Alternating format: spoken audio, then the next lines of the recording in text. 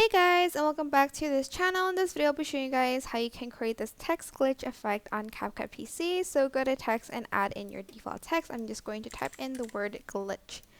Also going to change the font to this or something else maybe. You don't have to, of course, but I'm just going to, for instance, use this one. You're then going to select effects and you're going to find the glitch effect. And you're going to just simply add it. If it doesn't show, maybe I think you have to wait, where's the one that, okay, this is the one that shows.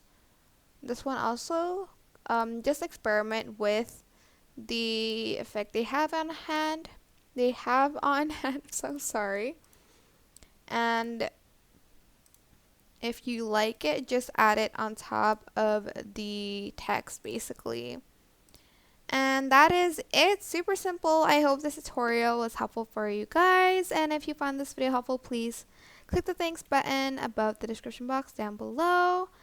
Don't forget to like, comment, share, subscribe to this channel. And if you have any questions, just leave it in the comment section down below. And I'll try my best to answer them all for you guys. Thank you so much for watching. Bye!